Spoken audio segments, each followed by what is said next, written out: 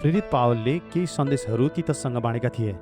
अध्याय 3 को 7 पद तीतसको बुकले निम्न कुरा भन्दछ, ताकि उहाँको अनुग्रहले धर्मी ठहरिएर हामी अनन्त जीवनको आशा राख्ने उत्तराधिकारी बन्न सकौँ उहाँको अनुग्रहद्वारा।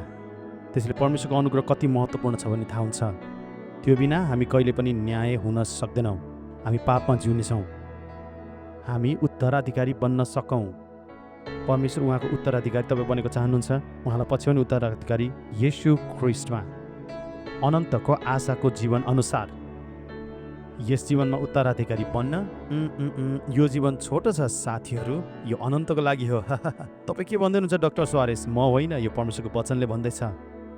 उहाँ चाहनुहुन्छ कि तपाईँ येशूको चेला बन्नुभएको अनन्तको उत्तराधिकारी बन्न। उहाँको एकमात्र पुत्र येशूले सबै पाउनुहुनेछ अनि उहाँसँगै सबै कुरा हामीले पनि पाउनेछौँ। कति सुन्दर छ होइन त? केवल परमेश्वरले मात्र हामीमा यो गर्न सक्नुहुन्छ।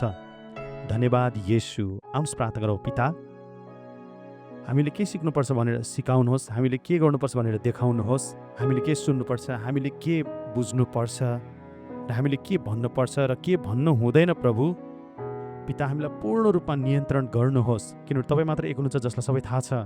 एउटै पनि त्यस्तो अब यो गर्न नदिनुहोस्। गलत शब्दहरू हाम्रो मुखबाट हटेर गइहाल, त्यसको सट्टा राम्रो र धार्मिक शब्दहरू हाम्रो मुखमा रहोस्। र धन्यवाद प्रभु, तपाईँको दिन असल होस्।